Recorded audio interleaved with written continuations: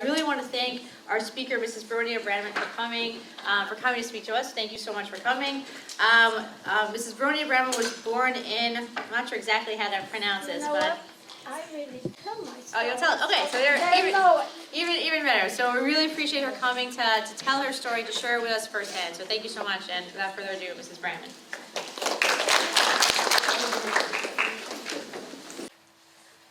Can you really understand? 6 million murdered in cold blood.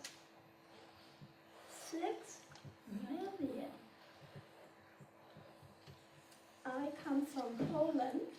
Poland had the largest Jewish population in Europe.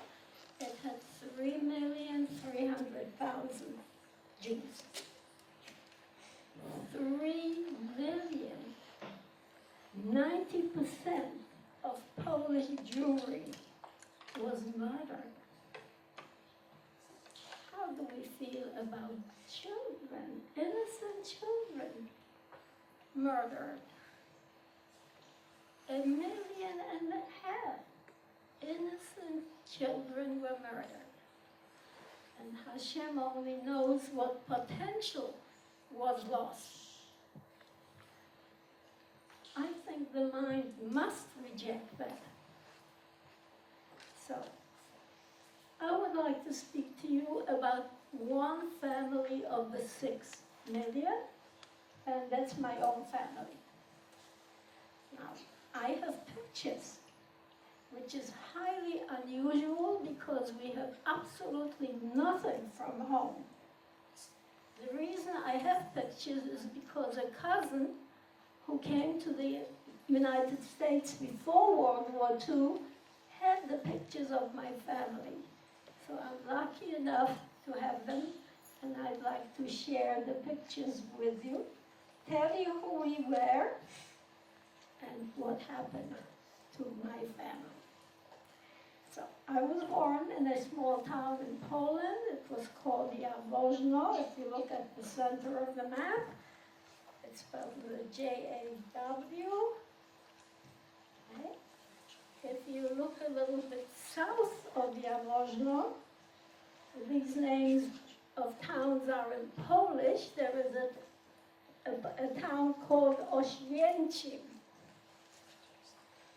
I don't think anyone knows what Oświęcim stands for. It's the Polish name for Auschwitz. If you look to my right, there is a town called Katowice. That was a beautiful, very vibrant town. That was the border town between Poland and Germany. If you look to my left, there is Krakow. Krakow is a famous medieval town with a large Jewish population. Okay, I don't think any of you, or you may have seen Schindler's List, the movie, which was very famous a while back, and that took place in Krakow. Now, this is a partial map of Poland. It's the southwest part of Poland. Okay, may we have the next slide? The house to my right, the corner house, is the house we lived in. It was located in the market square.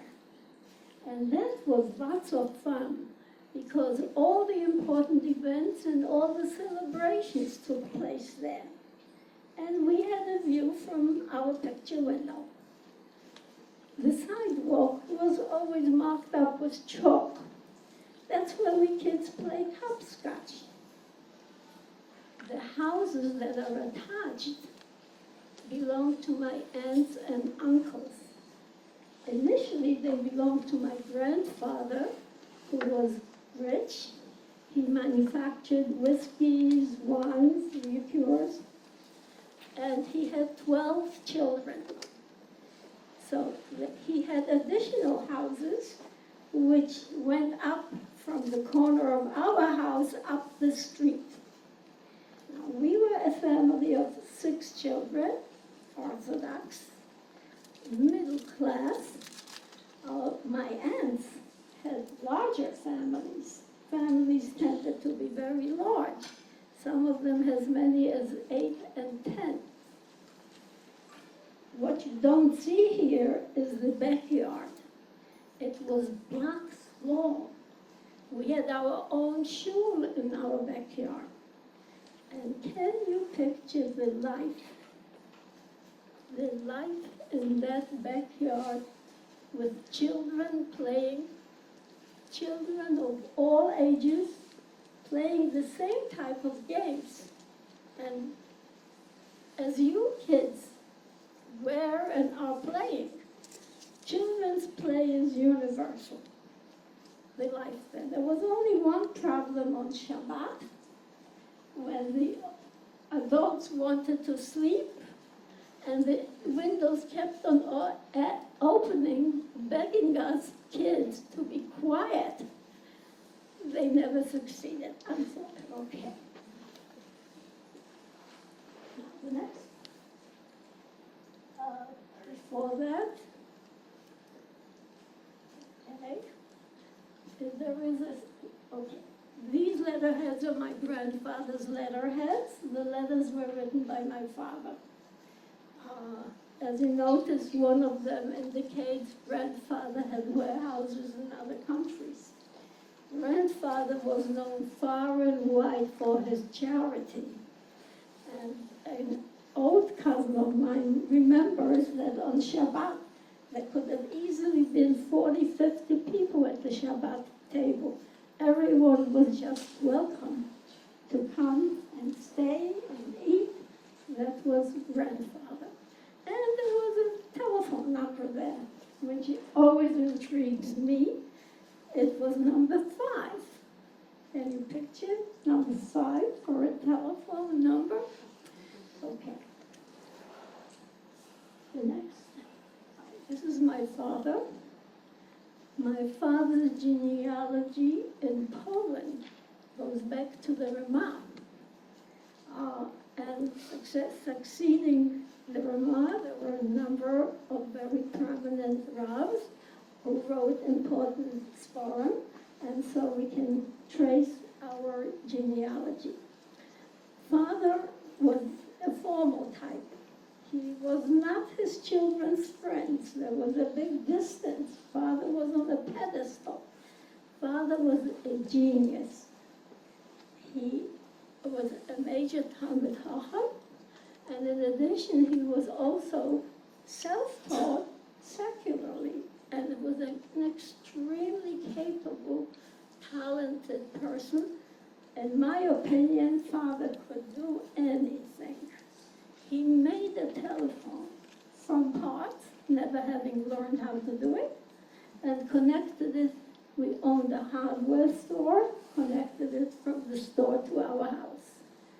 And sometimes I wondered if his father cared, because he never praised us. But in due time, I found out Father cared. Okay. Next. This is Mother. Mother was very warm, very nurturing, never ever criticized the children. Mother was extremely charitable. She was very wise. Her brothers and sisters used to come to her for advice. And Mother prided herself on being able to quote famous German poets. And Mother had a passion. She was very firm, exceptionally firm, but never imposed her brand of being firm on us children. Mother had a passion, and she transmitted that passion to the girls. She loved to dance, ballroom dancing.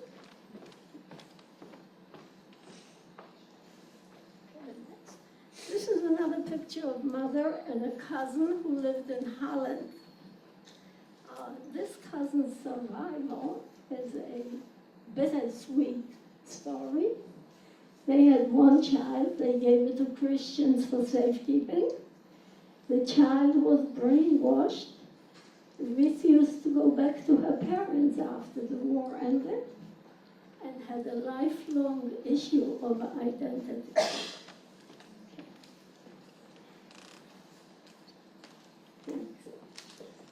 Father was raised in Vienna, and my mother in Poland, in the town of Jaworzno. This is my father's wedding invitation. My mother seemed to have her own wedding invitation. We don't have a copy of my mother's wedding invitation.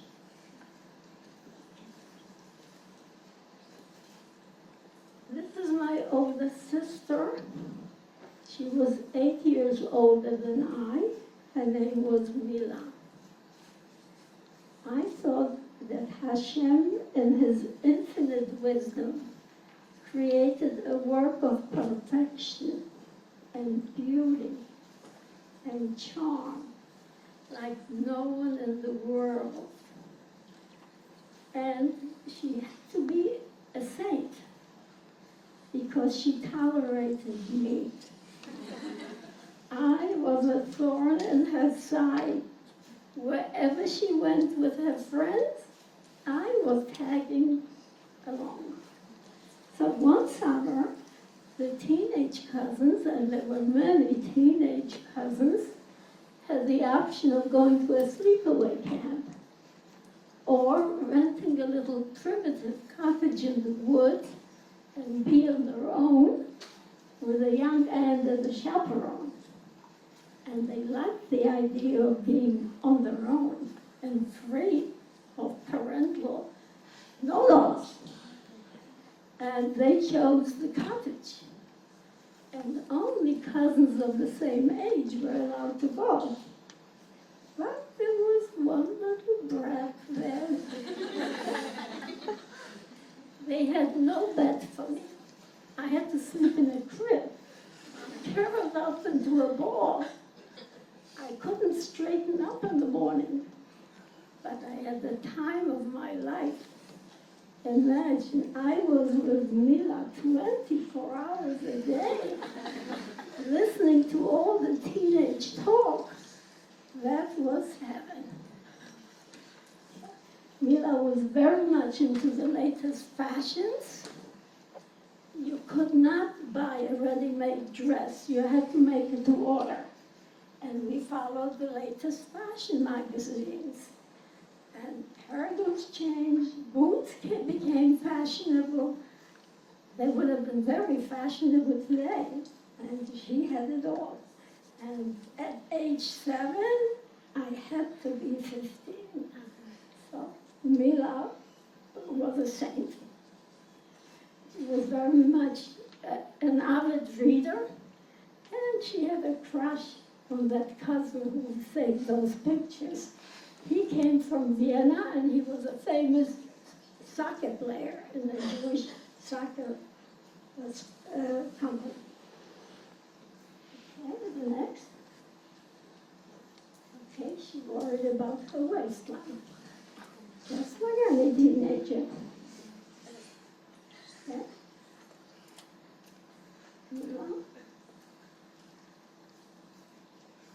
The next. Now this is on vacation. She is getting water from the well. Mila with her Beis Yaakov friends. And Mila with her cousin. This is my oldest brother. He is the only one who survived, besides me, in my family. Mendel was a very shy, totally undemanding child. And frankly, I thought there was something wrong with him because he never asked for anything. He took care of all his own things. But little did we know Mendel.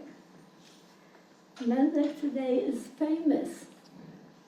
He is listed in the Smithsonian Institute in Washington as a major achiever.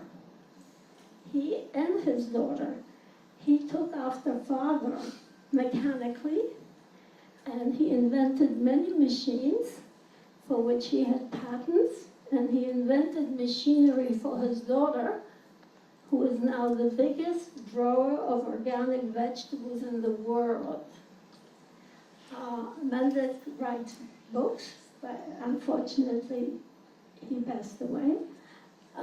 He writes books on philosophy, on poetry, he paints, and he is a major inventor. So that was the end. When we came to America, he was drafted into the army and was sent to Korea. He was fighting in the Korean War. That was meant. His brother's name is Tulek. And Tulek was terror, my personal terrorist. I followed him. He used to beat me up. I was his punching bag. He used to threaten to beat my friends and break my toys if I didn't do his bidding. He confiscated my daily allowance that I got for snacks. He was always in trouble. He had that fire in his eyes, and you always wondered, what did he do now? And what's he planning to do next? He came home to sleep when Father was asleep because he was always in trouble, secretly. And he cut school, he cut cheder, secretly. I admire him.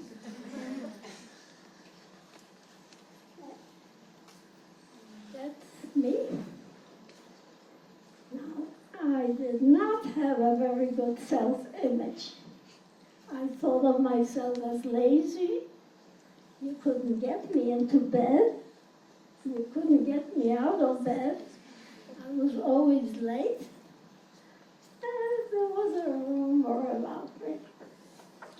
They said I was stubborn.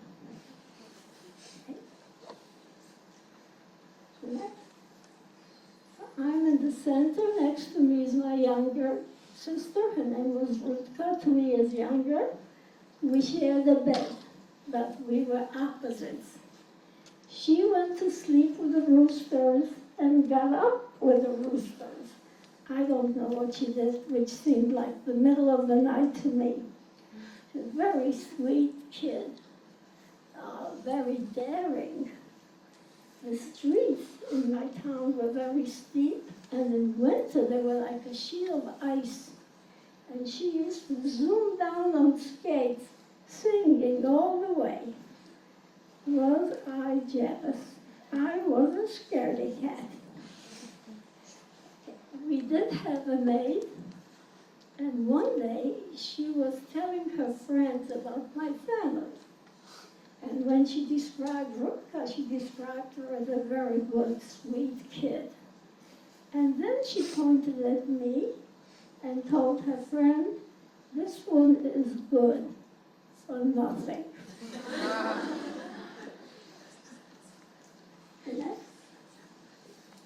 This is the baby, she's father's favorite.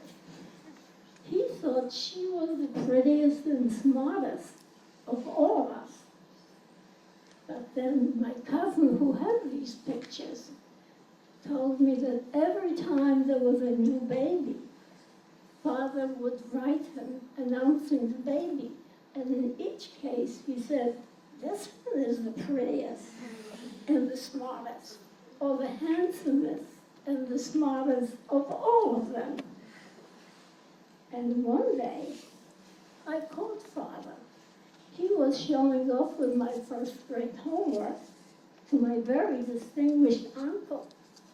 And he turned red as a beet because I caught him. He didn't want me to know he was showing off. But he told me, Father cares. Okay. On that note, I will stop with this part. Would you please, scroll a little bit to the Star of David. And I will ask you for some water. Maybe I can use the coffee, I'm sorry.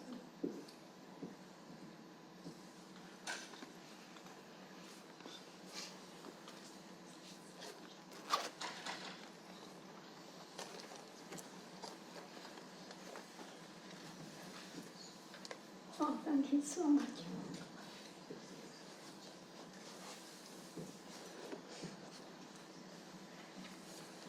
So, what happened to us? Before the war started, we knew Germany is going to invade.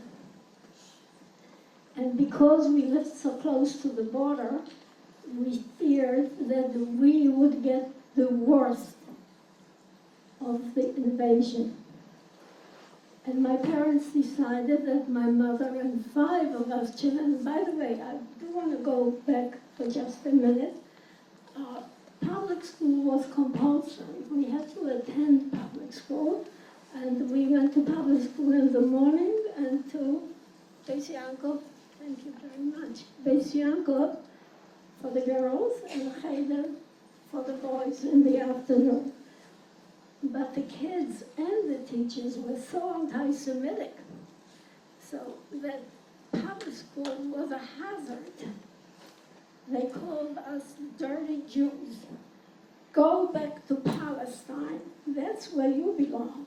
And you never got the grades that you deserved. The teachers were very anti-Semitic as well. So just wanted to mention it. So back to the story. So my parents decided that my mother and 5 of us children would flee town further inland to my uncle's town, a town called Mielec.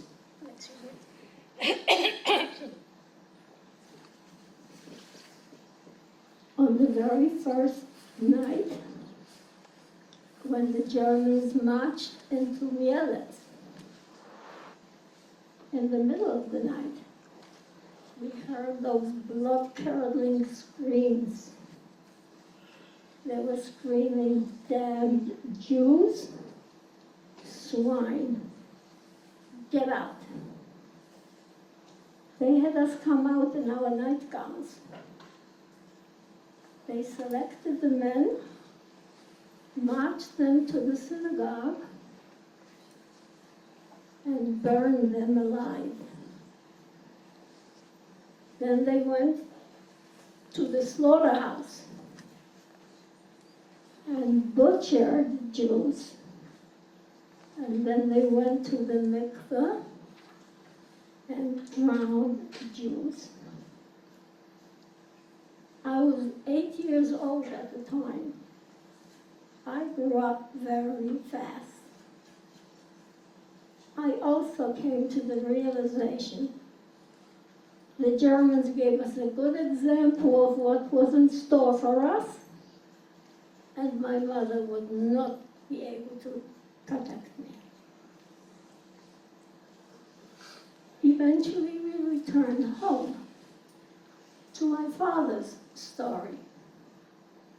They took Father and Mendel to the basement of our hardware store.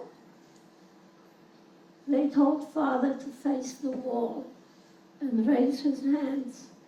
They were going to shoot him, as Mendel was watching. They kept on kicking him and horsing around, which seemed like eternity to my father. And after a long while, they told him he can go. It was a joke. But Father was so traumatized, he never stepped into the store again.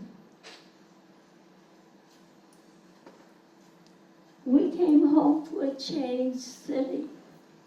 The city was plastered with posters, with skulls and bones, and it stated the things that were forbidden at the pain of death. So we had to wear the Jewish star.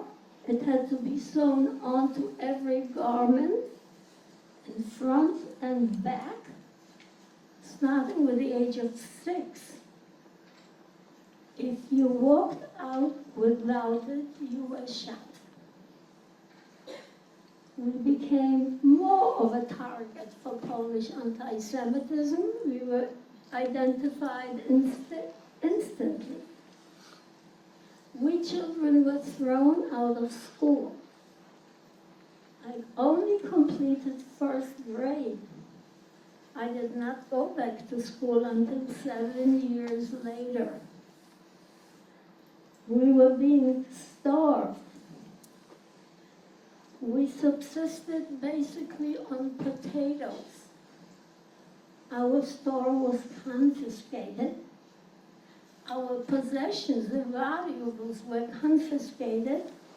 All of what they confiscated went to Germany for the German population to use. We were isolated. We could not live in certain parts of town. Mendek was forced to work in the coal mines. He got up at 5 in the morning, and there was nothing in the house to eat, except radishes.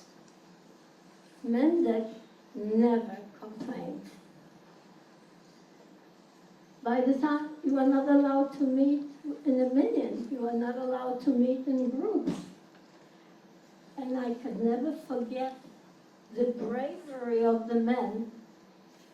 They davened 3 times a day, risking their lives. In our small town, most of the population was Frum. Most of them had beards. If you walked out with a beard, the chances were the German would pull out your beard with a skin or chop it off with an axe. No one cut their beards. Daily life was terror. You never knew when they would surround the city. They came with trucks and machine guns and dogs that were trained to tear you apart. And at first they would come for the young people to send them to slave labor camps. Let me backtrack a little bit again. By the time I was 9, I in effect became the breadwinner. I would cover up my Jewish store. We had some textiles which an aunt had, which were very valuable. I would cover up my Jewish store with a big shawl, carry the textiles to a Christian grocery, and exchange it for things like flour and eggs. We could not afford to eat such luxuries, but we could sell it on the black market to get a little bit of money to buy the potatoes. But every time I went on my mission, I was sure I would not return home. I was sure that sooner or later they'd catch me and shoot me. But before they'd shoot me, they'd torture me to reveal the names of my accomplices. I could not share my fear, my fright with my mother. I knew her pain having to send me on a mission like that. But we needed to eat. So as I mentioned to you, daily life was terror. They would surround us, and at first they would take the young people to be sent to slave labor camps. And they came for Mila. Can you believe this? Mendek, a young teenager, volunteered to go in place of Mila to a slave labor camp. At that time, the family was still intact, and it was a day of Tisha B'Av for us. We were sure we'll never see Mendek alive again.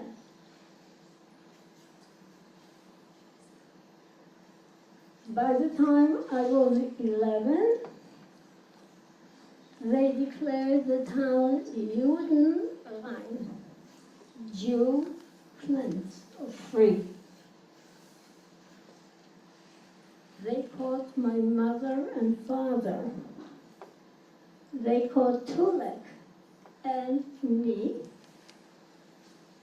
Mila and my two younger sisters managed to hide. We all had secret hiding places. We were kept in the schoolyard, surrounded by soldiers with guns and the dogs. And as the day wore on, we realized we were never going home again. And my mother whispered to me to run. What were the chances of my running successfully? 0. She could fully expect I would be shot in front of her. She took that risk. You see me here, obviously, so you know that I made it. I never saw my mother and father again. Tulek, who always had that fire in his eyes, that fire was gone. He was 13 years old. He knew what was going to happen to him. Tulek looked so sad.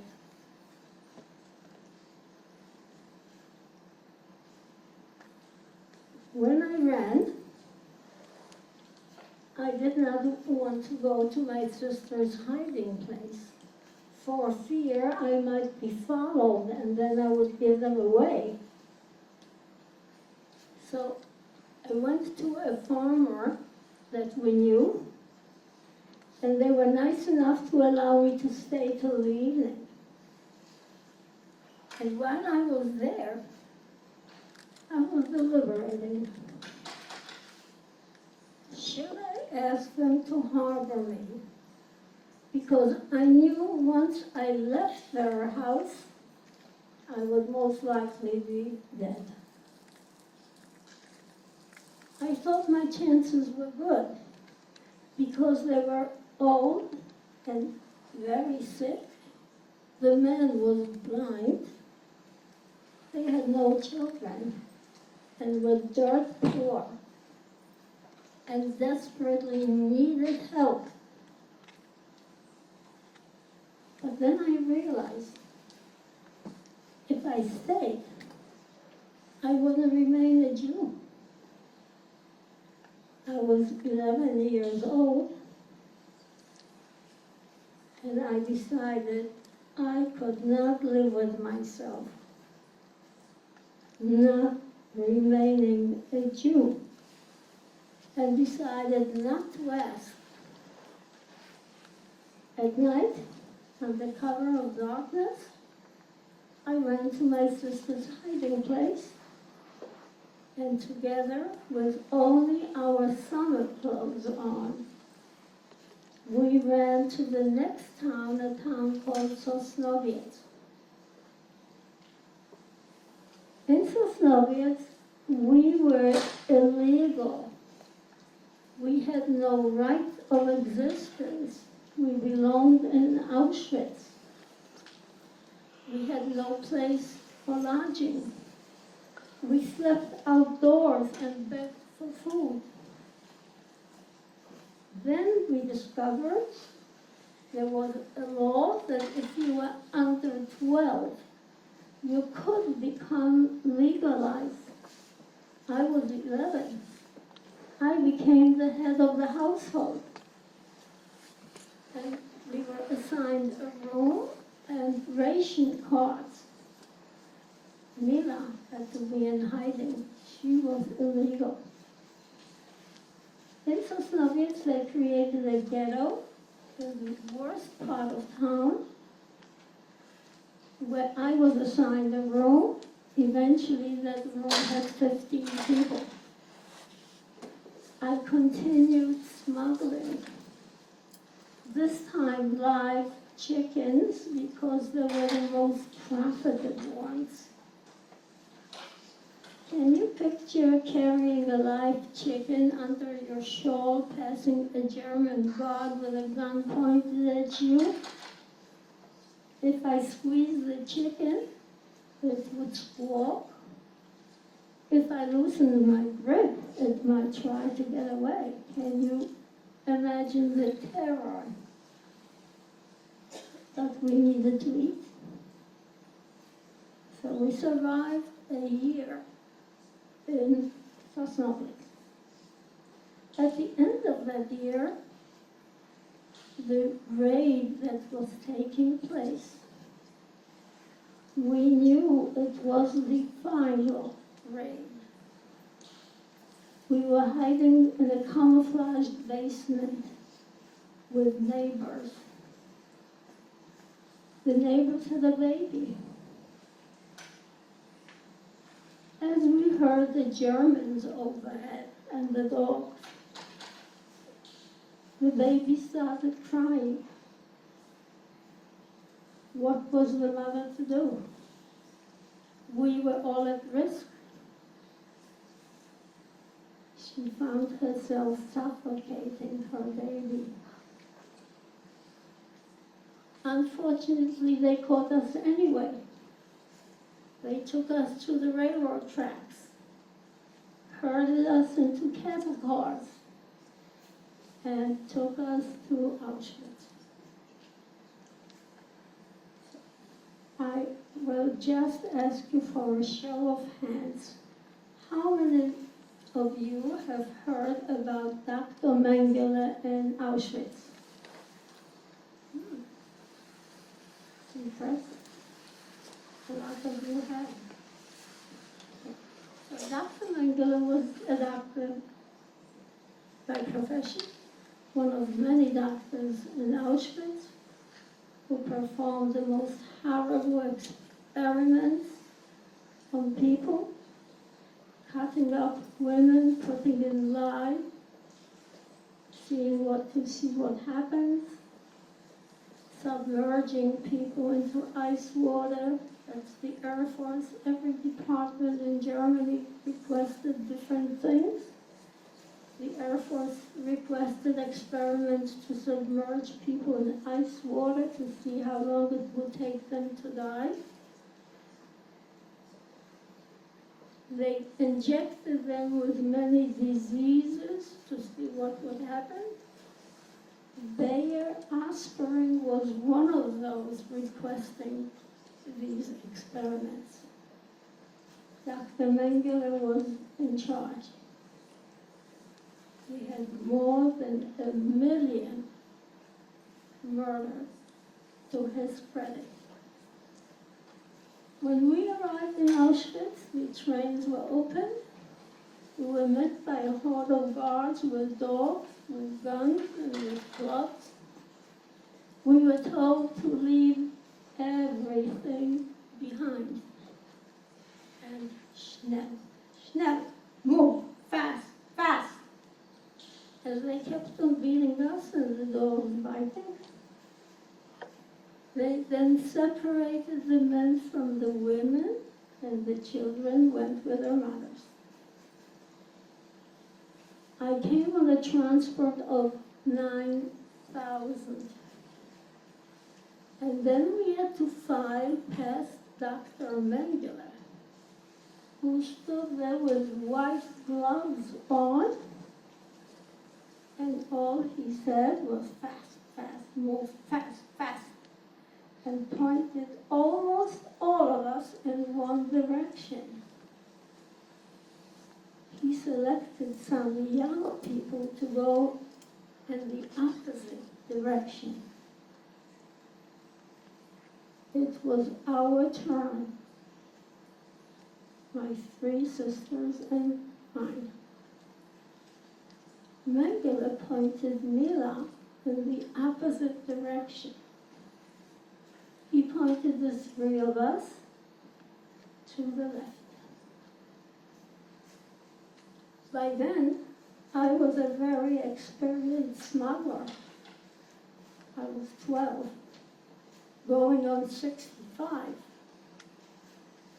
In a split-second decision, I decided to run to the right. And no sooner did I get to the right than I realized what I had done. It meant my 2 baby sisters were going to the gas chamber alone.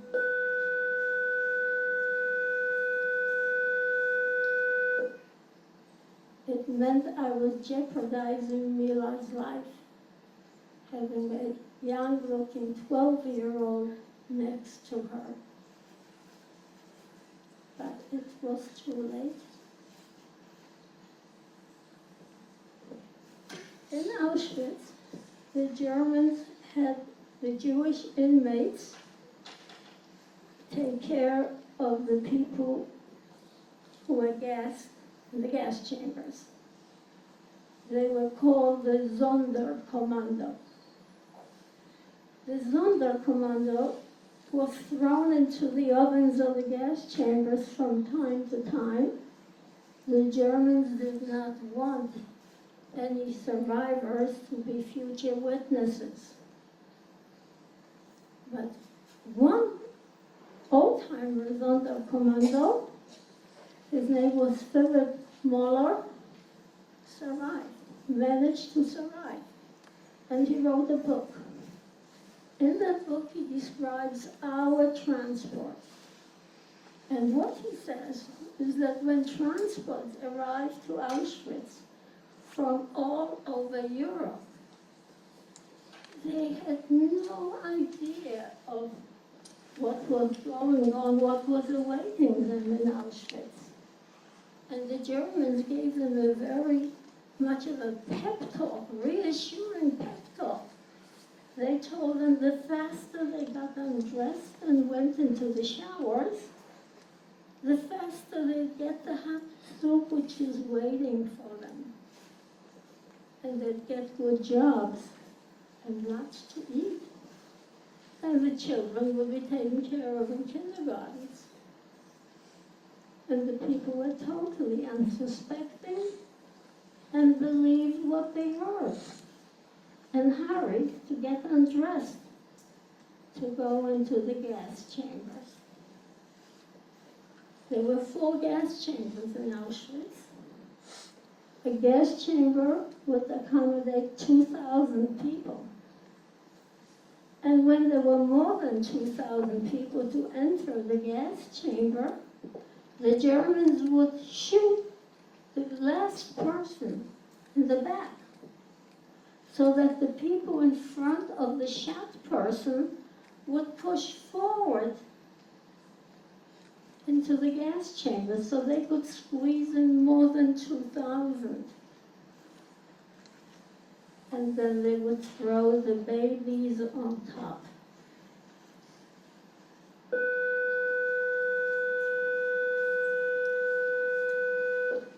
And the German doctors would watch through the windows as the poison gas called Zyklon B was suspended from the top. It reached the bottom first. The children died first, and then the old, and then the young. And when you opened the gas chamber door, you found the pyramid of the children on the bottom, the old on top and the young on top of them. The Sonderkommando then removed the bodies, and they weren't finished. They pried their mouths open to remove gold fillings and gold crowns, and shaved their hair, which was sent to German industry, and German industry kept on asking for more. And then the bodies were being burned, and the ashes were used for fertilizer.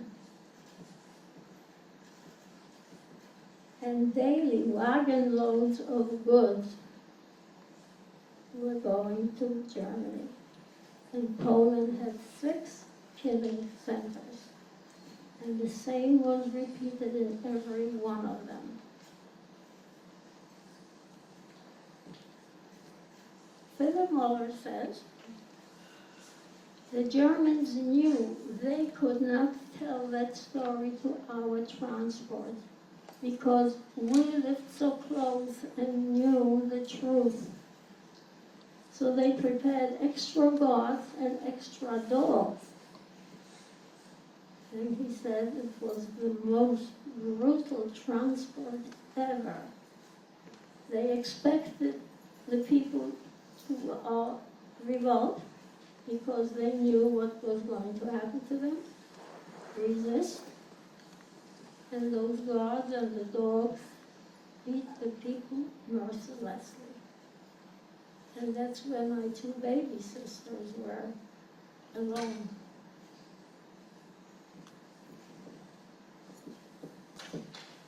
The line that I was on with Mila, we were told to start marching in the direction of the concentration camp. The guard spotted me. He couldn't believe he saw a child. He took his gun and rammed it over my head, screaming, "What's a child doing here?" I could have been the only child of the 9,000. So we marched to the camp. We were made to strip naked. Our hair was sheared, was shaved by men, and then we were branded. I have another, could we show it on the screen? Okay. I have it on my arm, but it's too far for most of you to see. But you can see it on the screen.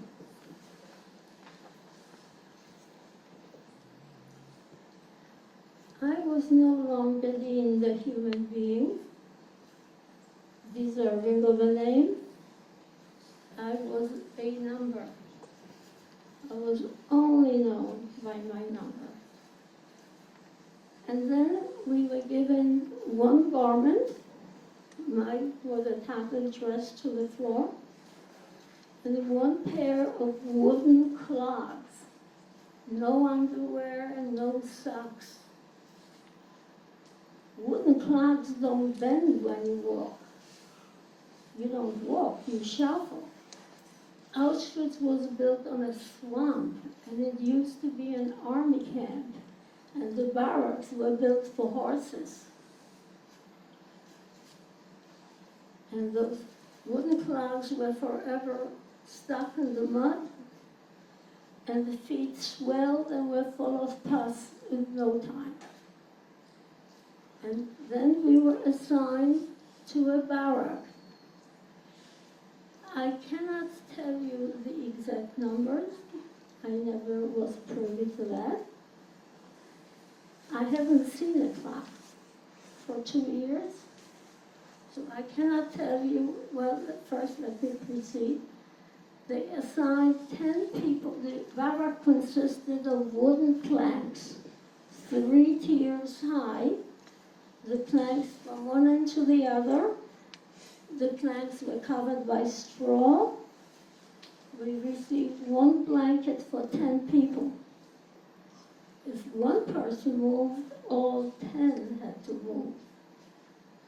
The space allotted was 16 inches, the size of a coffin. Now, when I say there are certain things I cannot tell you from my own knowledge, like what time were we woken up, I haven't seen a clock. I couldn't tell. But some say we were woken up at 3:30, some say 4:30, some say 5.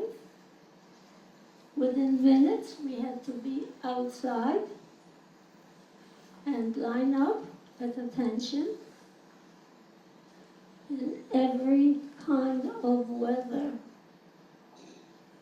standing anywhere from 1 hour to a few hours, because German industry kept on setting up satellite camps around Auschwitz, as many as 50 of them, for the benefit of slave labor. And every day, every last one of us in all of these camps had to be accounted for. If there was a glitch and there was one missing, we would stand for hours until every last one was found, dead or alive. And while we were standing, from time to time, they came around and selected for the gas chamber. I was sure I would be the first one. Breakfast was a bowl of hot green water. And after roll call, we were being marched to work, followed by the dogs. Work was not meant to be productive. It was meant to kill. At the end of the day, we would return, carrying the dead. The food for the day was one slice of bread made out of sawdust and a bowl of watery soup. You did not want to know what was swimming in it. Can anyone begin to comprehend the pain of hunger? Because we could not wash for months, we were covered by lice, and lice breed disease. And Mila came down with typhus and had to be isolated. They had a special area for the sick, which they called the Revere. And my dilemma, should I go with Mila? We knew that going to the Revere was a one-way street. You did not return. I decided to go with Mila. We were kept naked on the Revere with a blanket that was full of pus and blood and feces. Nobody took care of the sick. Nobody ever washed these blankets. It was good for Mila that I was there, because she had dysentery and was too sick to get down from the third tier bunk to get the cot.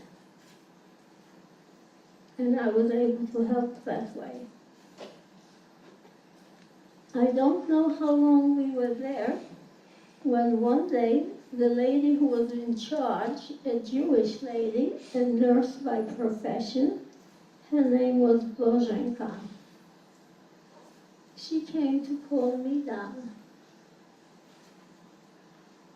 And what she told me was horror of horrors. She told me that all of the sick were being liquidated for the gas chamber. She singled me out to save me. She risked her own life. She told the Germans I was her sister. She could not tell if they wouldn't say to her, then go with your sister. And my dilemma. How do I face Mila? what should I tell her? Should I tell her she's going to the gas chamber and I am going to live? I could not face reality. I had to leave very fast. I left. They threw me like a carcass through the truck, taking her to the gas chamber. I felt myself turning into stone.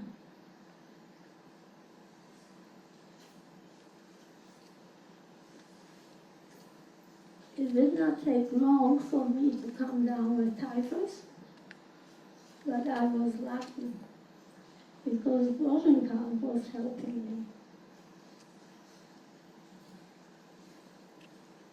One day, there was an announcement. Dr. Mengele was coming around, and when he came, he wrote my number on the list for the gas chamber. And Bronia told me that never in the history of Auschwitz, once one's number was on the list, that it ever came off the list. And she pushed me to run after Mengele to ask him for my life. I refused to speak to that butcher. I had no reason to believe that he would make an exception of me. But Bronia stood guard. She would not let me get it. Not go. She pushed me to go after Mengele. And I ended up approaching Mengele. And I asked him to return to the barracks to remove my number. And he was very reassuring. He said, "Don't worry, little girl, you'll be okay." I argued with him, telling him he knows very well I wouldn't be okay unless he returns to remove my number. Now, what happened then, and it happened to all survivors who survived, miracles. Just as I was speaking to Mengele, a siren went off. The Allies had a reconnaissance flight over Auschwitz. And Dr. Mengele, the superhero, turned out to be a super coward. When he heard the siren, he turned ashen, and he shook with fear. And because he felt so vulnerable that particular instant, he called to his assistant to remove my number from the list. That never happened in Auschwitz, not before and not since. So that flight saved my life.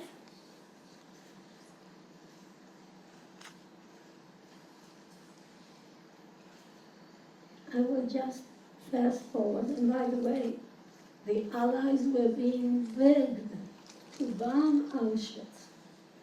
They passed over Auschwitz 2,500 times to neighboring cities to bomb facilities that were producing raw material for the war effort.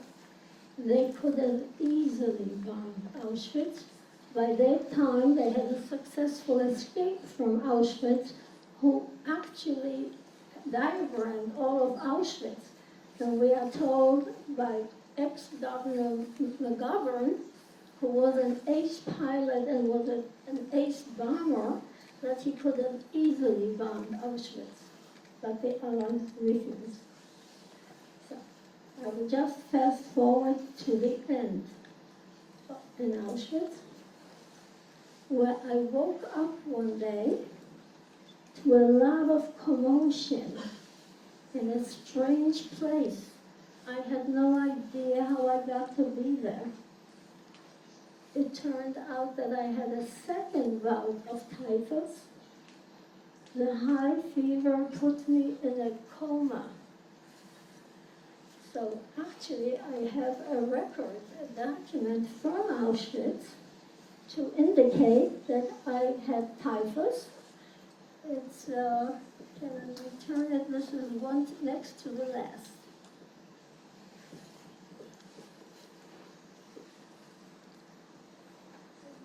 The light actually obliterates everything. The images would have been much clearer without the light. So the third, cannot tell. The third one is my number. Oh no, there is another one, I think. Oh, so it's this one. It's dated January 10, 1945. It's the sixth one. January 18, 1945, Auschwitz was emptied. We went on the death march. So this was 8 days before the death march. The Germans were sending my blood, whatever, to a laboratory to confirm typhus. The Germans destroyed all the records, but they did not destroy this. Had I had typhus a month before, when the gas chambers were still around, I would have ended up in the gas chambers. But because by then, which actually the first record is December 13, I have 4 of these. In December 13, I was already in this new place. Had it happened before December 13, I would have been in the gas chamber. But because it happened on December 13, they had destroyed the gas chambers. They couldn't send me to the gas chambers. So by that time, they decided to keep records to show that they were actually testing me for typhus. They were not sending me to the gas chamber, but testing me.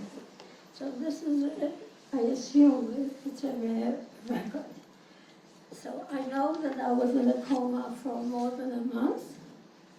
And the day I woke up, there was so much commotion in Auschwitz.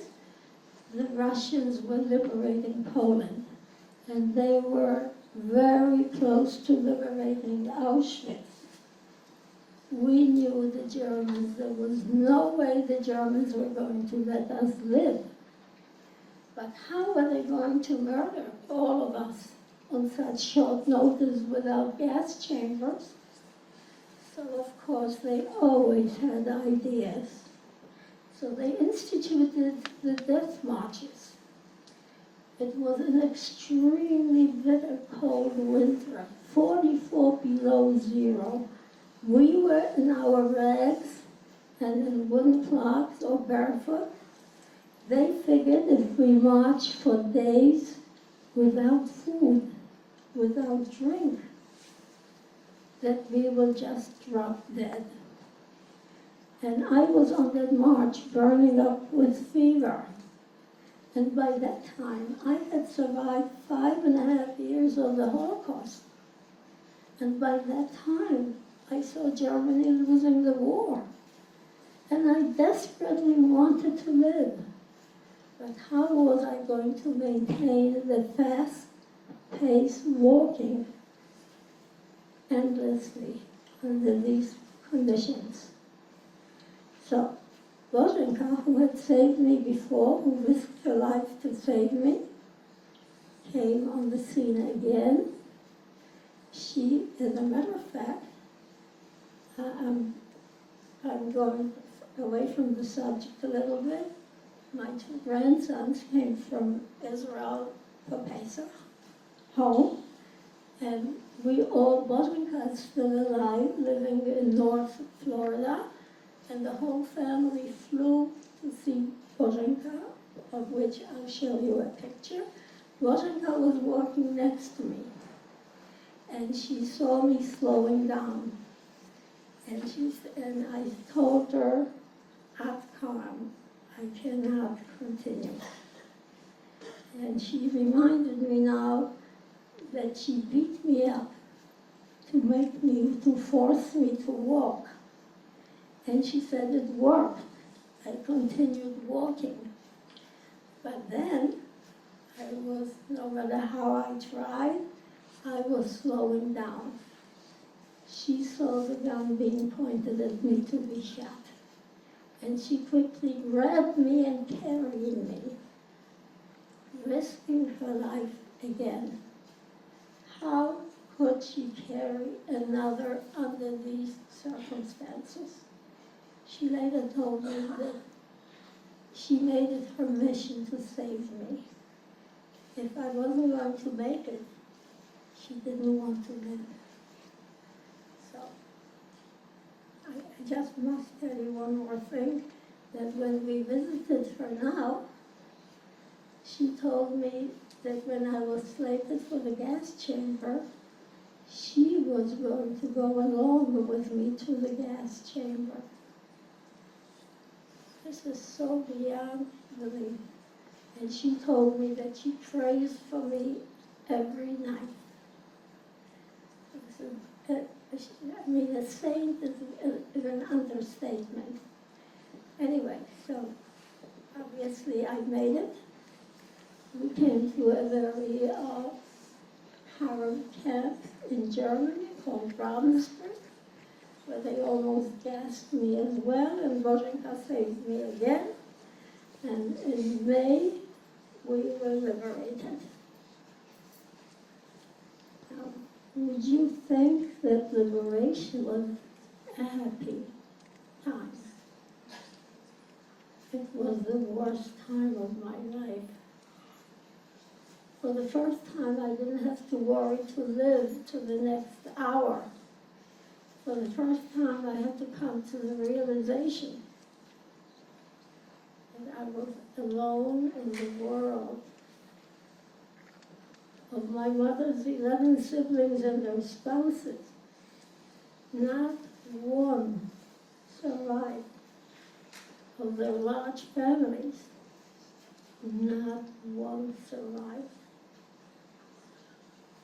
So and the question was, could my brother have survived? There was no communication and no transportation, and I couldn't for the life of me believe that he could have survived. Turns out he survived 9 concentration camps. Could some of my adult cousins have survived? There was no way to find out. People who went back to Poland to look for survivors had to run for their lives. The Poles were murdering Jews after the war. They were afraid that the Jews would claim their homes back. So, again, at the age of 14, where was I going to go? To whom was I going to go? I would just tell you that it took me 50 years to start telling my story. I am a volunteer at the Jewish Heritage Museum. I volunteered there at its inception, but I was not going to speak about my story. It took me 25 years to laugh. What empowered me to laugh was Israel. It was the first time the whole family went to visit Israel. I was so proud of our own country, of the miracle of our own country. A strip of a land, 60% desert, no natural resources, absorbing 800,000 refugees from Arab lands who were thrown out at gunpoint, absorbing the survivors, whoever could make it. The only democracy in the area. I was so proud of our Israel. It made me feel 6 feet tall, and I found myself laughing for the first time. When all of this was happening to us, there wasn't one country that would open their doors to us. Not one. America had so much anti-Semitism. It sabotaged so much.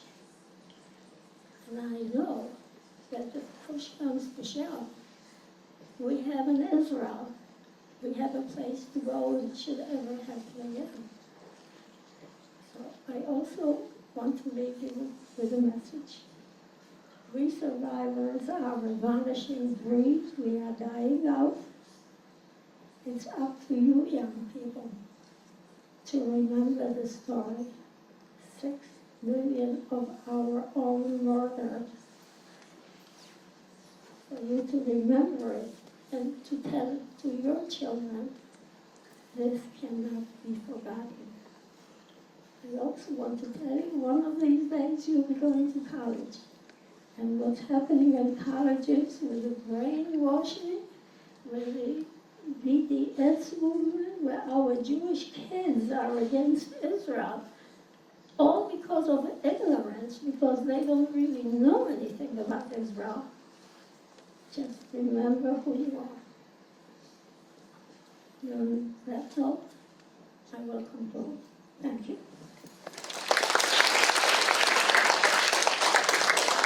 Thank you.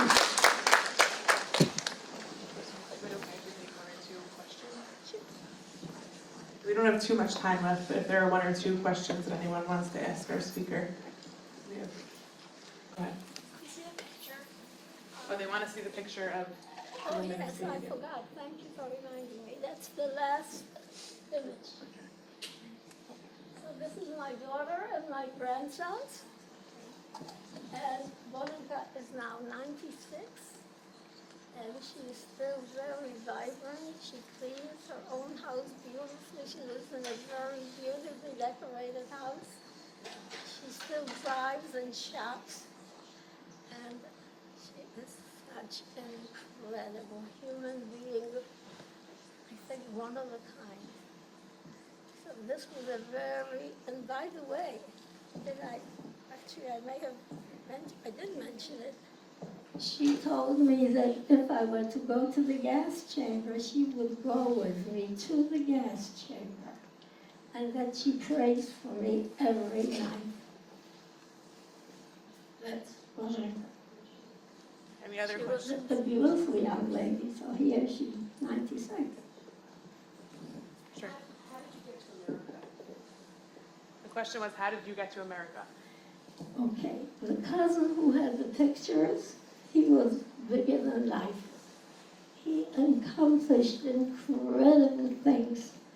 He got his parents and brother and sister-in-law out of a concentration camp one day before Pearl Harbor, and he had them over to America one day before Pearl Harbor.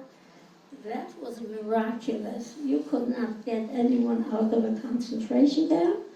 And as you know, America closed the immigration. Nobody could come in at that time.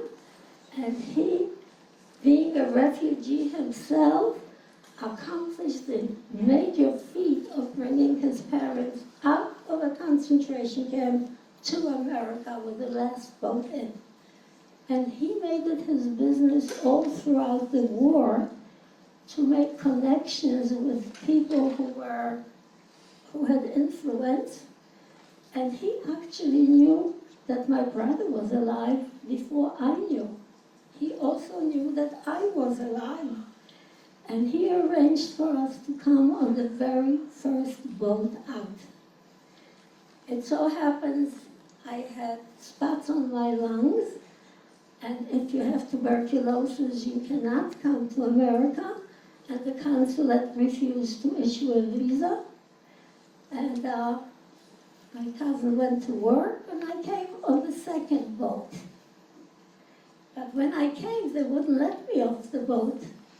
They escorted me with police to Ellis Island. It was Labor Day. Nobody was there. I didn't speak English.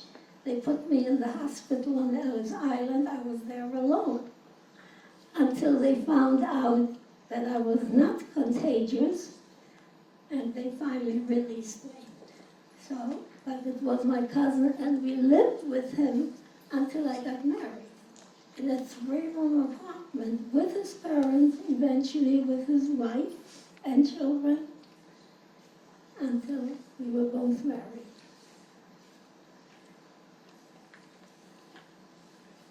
One more question in the back. How old were you when you came to America? I was 15.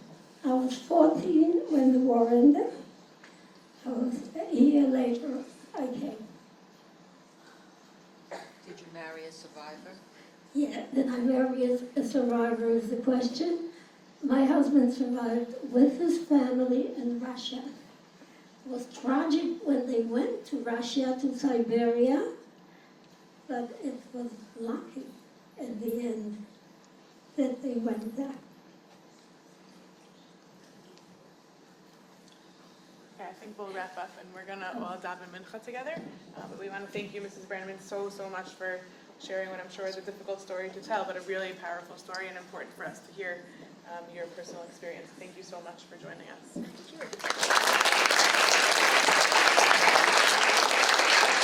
We have a